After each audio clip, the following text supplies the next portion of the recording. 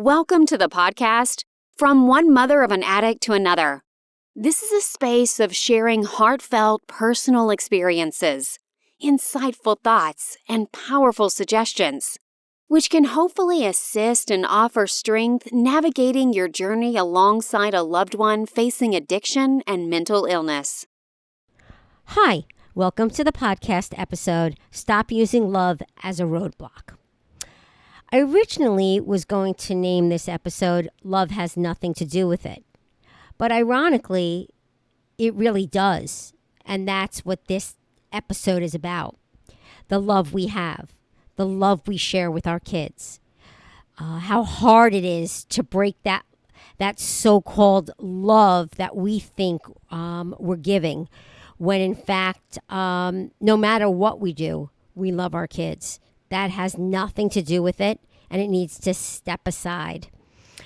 I think that the reason why this topic is so hard to discuss, most of us, address these truths that we have as parents struggling with, our kids and what we faced, that fine line, that we have between, loving our kid and enabling their addiction. I mean, it's mind-boggling how difficult it is. Online, I go into chat groups to see what people are talking about so I could go back on this podcast and discuss raw what I've experienced or how I feel about the topic. And one thing I see over and over again, it's almost as if I see people respond to other posts as, "Oh no, I love my kid. I would never do that." Okay, well, keep love out of it. And they're not trying to judge. This is just coming off of the unknown. They're using that love as the roadblock, as their security blanket, to say, oh, what I'm doing is right because I love my kid. They're not saying you don't love your kid, but other parents that are experiencing this are saying, I love my kid and I don't want them to have to experience this, so I'm going to protect them. Well, unfortunately, I've been there. I did it. That was my view. I would not let him fall, and I was going to protect him, and my love was his protection. I wrote a couple of things down, and I typically don't do it this way, but I felt this is such a crucial topic that I really want to make sure I cover enough of my thoughts on this. So basically for years, like many other parents dealing with their kids' addictions, I believe that love meant always being there, always saying yes. If my son needed money, a place to stay, help with a problem, he'd call me. I'd go running to help him with his car. He needed to buy something. It was too far away. He needed to look for things. He had to go get some, he had a cold. I needed to get him soup. I thought that giving it to him, I was doing the right thing as a mother, because I thought love could save him. Basically, when you realize over the years that love cannot save him, he can only save himself. That's where the sadness for us as parents come in because of all the years and all the work we put into it. Nobody asked us to. Nobody told us to. We didn't listen to other people because we knew that we were right because we love our kids. And when you love your kid, right, you do everything for them and you don't want them to be hurt. And so those boundaries we couldn't set because love blocked our boundaries. I believe that when it really wasn't about giving up on our kids. It was about giving them a chance to change. And when we were able to put that love in the right place and understand that, then that's where you start as a parent getting better. you start being able to help yourself. And let's go through those words again, because to me, this is the most important thing to get out of this podcast. Setting boundaries isn't about giving up. It's about giving them a chance to change. Setting boundaries isn't about not loving your kid. It's about loving your kid and giving them a chance to change. Love it blocks us all. It kind of like doesn't give us a chance to think out of the box because we're so consumed with what our job is, what we feel that as parents we're supposed to be to our kids, and what we're supposed to do and how we're supposed to be. We love them just by being there. But that's never enough. And that's never understood as parents for us to understand that. We all go through it. I go through it. I've been through it. It's very hard to know where your kid is and not go get them, not bring them back to rehab or convince them to go. It's very hard to say no on the phone and not know if, where they're going to get their meal from. Where are they going to sleep? They claim they're recovered. Have they? Are we being mean? Are we doing the wrong thing? These are all things we think about. We're all in the same boat. But we can't do it. And our love blocks us from giving them a chance to do it on their own, because we can't do it for them. And love will not solve this. The role that love plays in addiction recovery, wow, it's really, it almost gets in the middle of the crisis. It's easy to confuse love with enabling. It's a distraction. It can feel impossible, especially when it comes to our own children. That we believe that like stepping in is providing the resources or the shelter or money. We're keeping them safe. But we're not. We're not. I didn't keep my son safe. I kept myself from worrying. I did what I needed to do for me, although I thought I was doing it for him. And it's not a guilt thing. I'm not saying I did the wrong things. You didn't do the wrong things. There's no right or wrong here. I really believe there's no right or wrong. And it's impossible to say what's really right, because everyone has different personalities. Everyone reacts differently to things and situations. And it's unfair to put anything in a box, because this is a free-for-all. I love when I see these outlines of, what you should do and what you should look out for. And what, really? You have to have a mindset to look for that. It's like, I was saying to someone before, like I used to have these signs from God, right? And I just felt like I used to have them and I don't see them and I don't acknowledge them as much. Well, I wasn't looking. I stopped looking. Somewhere along the line, I stopped looking. I stopped looking for signs. And then one day, when I started talking to someone about that, and they said, no, you get signs every day in front of you. You're just not acknowledging that those signs are there. And when that was said to me, I started thinking, wow, yeah, maybe that person's right. Maybe I should start really observing what's going on around me. Maybe I'm not smelling the roses long enough. Maybe I'm scared because if I stop and I start looking around too much, that I'll feel too much. And that's something that as parents, of addicts, we do, because we shield ourselves from the pain.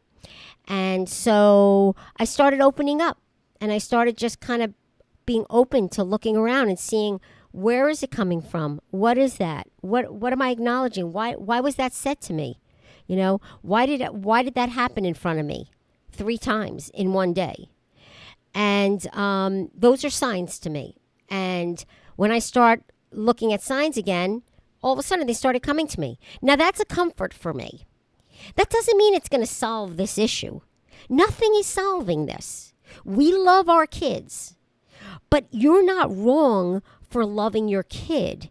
And the person that is being able to not enable their kid doesn't mean they don't love their kid. They love their kid.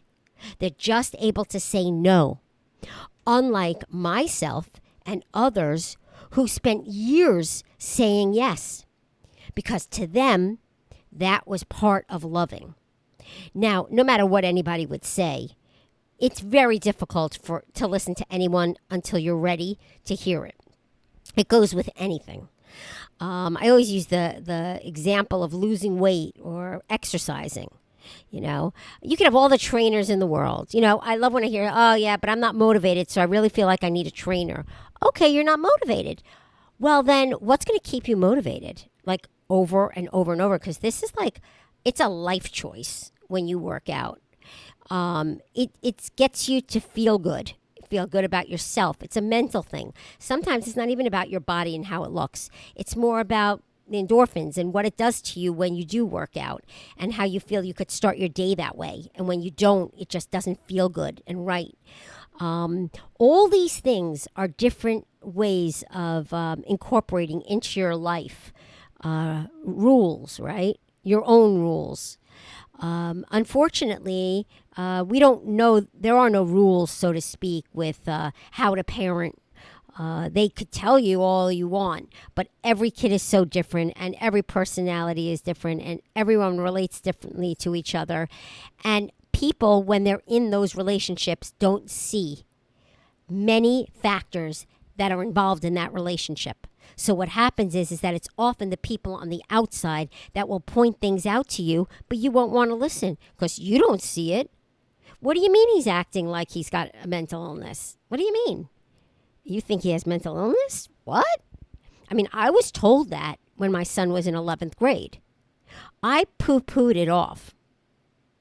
I even think it might have been 10th grade if I think about it now. And I remember the therapist at school saying something to me, the psychologist. And I'm like, what? No, he doesn't have that. But you know what? They were spot on.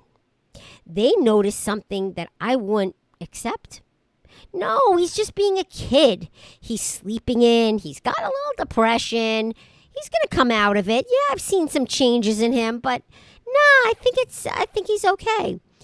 I did go bring him to a therapist at that time. But you know, he convinced me that he doesn't need to do that. And that therapist did tell me that he felt my son had bipolar at that particular moment. I don't believe that you can diagnose anyone with anything until they are completely off of drugs for like 8 months, 12 months, and then start seeing patterns. I just feel like, yeah, sometimes they say that patterns are exasperated by the drugs. So you'll see the ups and the downs, the mania. Maybe they'll be a little bit more extreme. But if your kid is having mania, they're not sleeping. They're speaking very quickly. They could literally read a book in a day, maybe less. They are being very irate. Very testy, no patience, don't want to hear anything. They want you to listen, but no confrontation. They are completely right. Then you got a problem. And all the love in the world and all the yeses are not going to solve this. I know for a fact because I know. I've been through it. I mean, this isn't even 101. This is mother to mother or parent or sister or brother telling you that it's not going to work. And you can't pin your parents because, they don't love them anymore and they're not, they're saying, no, he can't come home to live with us and it's wrong. Where is he going to live? And I'm worried about him and how is he going to eat?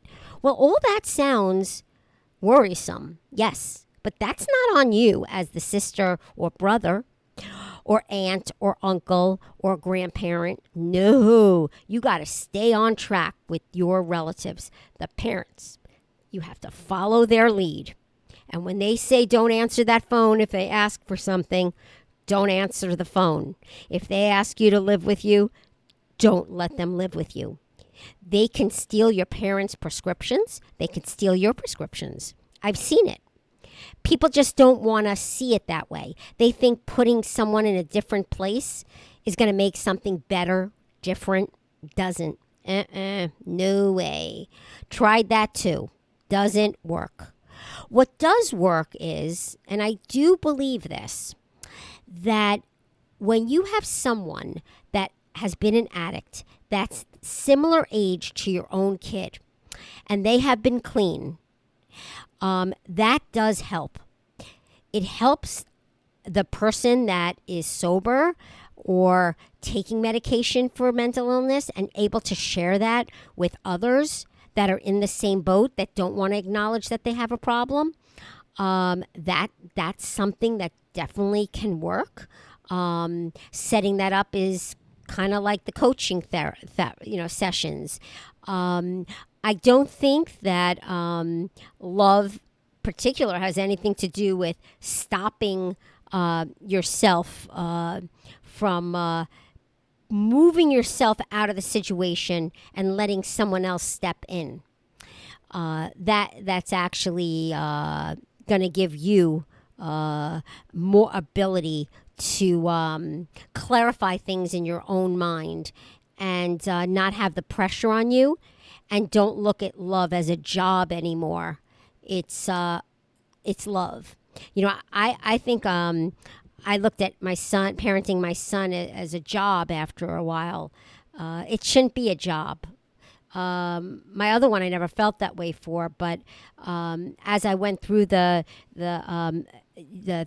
rehabs and the aftercare and back in the rehabs, and then all the hateful things that occurred, and his anger and his manipulations, love chips. It chips away a little bit. It does. You love your kid. I will always love my child. You remember the day they're born. You remember the good times. You remember the bad times. But that doesn't mean you don't love your kid because you're not talking about them all the time, because you're not in their face all the time, because you're not in their life every day. You can't do it. You just can't do it because actually it's harming them. I wouldn't have listened. I'm being upfront. I wouldn't have listened years ago. No way, no how. Wasn't going to hear it. I knew it. I was going to be there for my kid no matter what. And I get it. I get it because I felt that way. But then it takes time, which is fine. If you're starting out, this is it. This is like, I remember they used to say to me, let them hit rock bottom. I hate hitting rock bottom. I don't like those words. And I did an episode on that. You can see one of one of the first episodes somewhere in there. I talk about that. I don't believe in letting your kid hit rock bottom, especially at the beginning. They can make lots of mistakes and go in bad directions. And if you can stop that, I believe that's helpful to the addict at the beginning. But then there comes a time when you've got to realize, okay, I got them in a safe place. But did you? Because we got them in an addiction center. So they're recovering for what, 30 days, 60 days, 90 days? What do we do? Is it, we feel safe because we know where they are. What about them?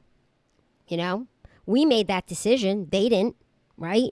We went looking for them. We wanted to make sure we gave them ultimatums, and they went because they had no other choices. They didn't know where else they were going to live. They didn't know where else. They were sick of trying to find food on the street or whatever they were doing, or getting cigarettes. So this was their alternative, going to rehab for 30 days and agreeing upon it. And then manipulating you when they get out, and then manipulating more and lying and hurting your feelings, chipping away at your love, chipping away at the family unit. And then you go back to realizing again, oop, they got me. And you want to get them back into rehab because they relapsed. So I don't have to tell anybody how this goes because people that are experienced in listening to this, you know how it goes and what you've been through. But so what? Because we didn't react that way at the beginning, that we said yes instead of no, that doesn't mean that the person that said no doesn't love their kid. That means that that person was strong at that time and was able to say no and put their foot down. I wasn't able to do that. I commend that person. I'm so impressed with that person that was able to say no. I wish I could have done that. I lied and said I said no when I didn't say no. I lied for years saying that. And everyone knew I was lying. Everyone knew I was involved. Everyone knew I didn't step aside. It was too hard for me because I felt that I loved my kid so much and I couldn't let him struggle. And I was worried about losing him. And that's the truth. And so what this comes down to is you love your kid. We all love our kids. You wouldn't be listening to this if you didn't love your kid because you're trying to make this better. You're trying to get this resolved. You want your life back. You want your kid's life back. You want your family to be back. But it's never going to be the way it was. Ever. Ever, ever, ever. And that's something you're going to have to learn. I hope you're not new to this and you're listening to this because it is a depressing thing and life is not going to ever be the same again.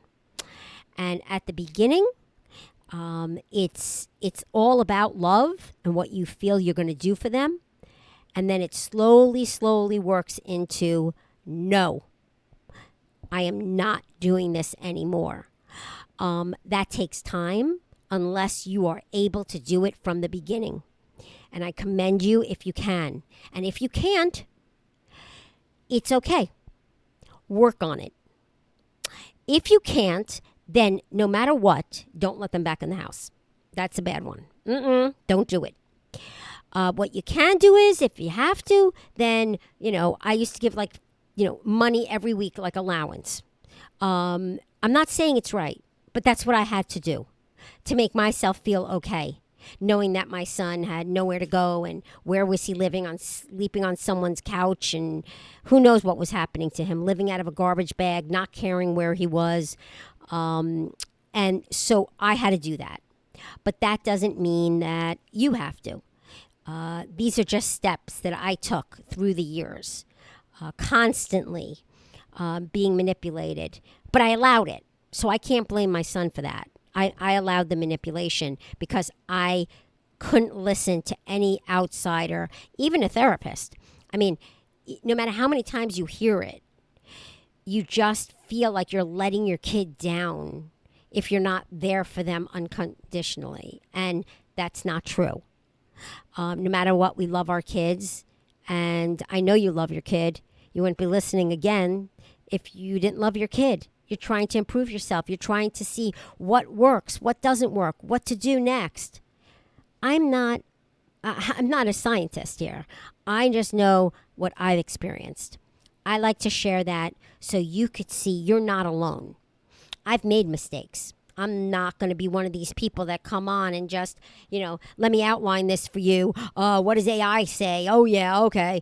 Let's do this and let's do that. Oh, you have to do it this way and you have to do it that way. No. Don't listen to that. There is no such thing. There are signs that you see and all these things they tell you should do and not do. Doesn't mean because you do them or did them that you were wrong. It's just the path you took. If the path takes longer, so what? You know what? You're human, just like I am. And we are going to have to take our time. Everyone's on a different timeline. And every scenario is so different. And every person, every addict, every child is so different that some things work and some don't. So don't beat yourself up. Remember, when you say no, it doesn't mean you don't love. Have a great day and keep listening. Thanks for tuning in. I trust this episode brought you insight and strength, offering valuable coping strategies.